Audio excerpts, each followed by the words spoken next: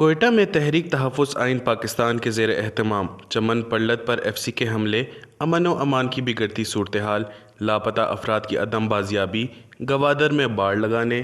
Khuzdar press club کے صدر کی شہادت میں ملوث ملزمان کی عدم گرفتاری اور سیاسی رہنماؤں کی قید سمیت مختلف مسائل کے خلاف ایک عظیم الشان احتجاجی ریلی کا انعقاد کیا گیا۔ احتجاجی ریلی میٹروپولیٹن کارپوریشن کے سبزہ زار سے نکالی گئی، جو کہ شہر کی مختلف شاہراہوں کنداری بازار، باچا خان چوک سے گشت کرتے ہوئے منان چوک پر اجتماع میں تبدیل ہوئی۔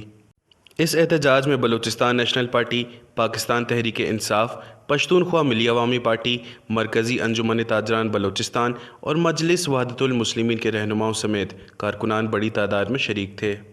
مظاہرین نے اپنے مطالبات اور مسائل سے آگاہ کرتے ہوئے وش نیوز سے بات کرتے ہوئے کہا کہ جس طریقے کے اس دفعہ 2024 کے الیکشن ہوئے، اس الیکشن کو ہم فراڈ الیکشن قرار دیتے ہیں اور اس وقت جو بلوچستان کی مجموعی صورتحال ہے لاپتہ افراد کے حوالے سے اور چمن کا جو دھرنا ہے اس کے ساتھ جو کل پرسوں زیادتیاں ہوئی ہیں اس کے حوالے سے، اور گوادر شہر کو کوئٹہ قید کی طرز پہ باڑ لگا کے عام لوکل لوگوں کے لیے اس میں پابندی جو لگائی جا رہی ہے اس کی ہم پرزور مذمت کرتے ہیں، اور ہم مطالبہ کرتے ہیں کہ فی الفور چمن کے بارڈر اور بلوچستان کے جو دیگر بارڈر کی تجارت تھے اس کو فوری بحال کیا جائے، اور گوادر شہر کو جو خاردار تاروں کے اندر بند کیا جا رہا ہے اس کو فوری ختم کر کے گوادر بلوچوں کا تھا اور بلوچوں کا ہے اور بلوچوں کا رہے گا۔ ہمارے ساتھ الیکشن میں بھی معاملے ہوئی ہے اور عمران خان صاحب کو بھی ناحق بند کیا گیا ہے۔ بس کرو خدارا، خان کو رہا کرو، اور برداشت نہیں ہوتا ہم لوگوں سے۔ 2 دن پہلے چمن میں مظاہرین کے اوپر شیلنگ کی گئی، فائرنگ کی گئی، کئی افراد زخمی ہو گئے، 1 افراد جو ہے وہ شہید ہو گئے۔ 7-8 مہینے سے ان کا مطالبات ہے، قانونی مطالبات ہے،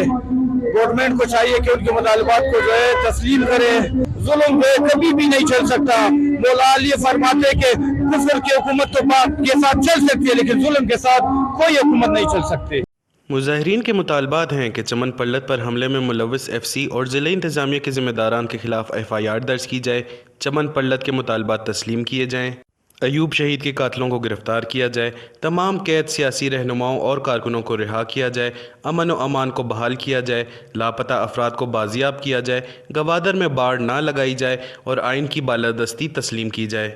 ساتھ ہی مظاہرین نے تحریک تحفظ آئین پاکستان کے سربراہ محمود خان چکزئی کے خلاف ضلع انتظامیہ کی جانب سے FIR اور وارنٹ گرفتاری کے اقدامات کی مذمت کی اور کہا کہ ہم ملک کو بنانے والے سیاسی و جمہوری لوگ ہیں اور ہمارے صبر کا امتحان نہ لیا جائے۔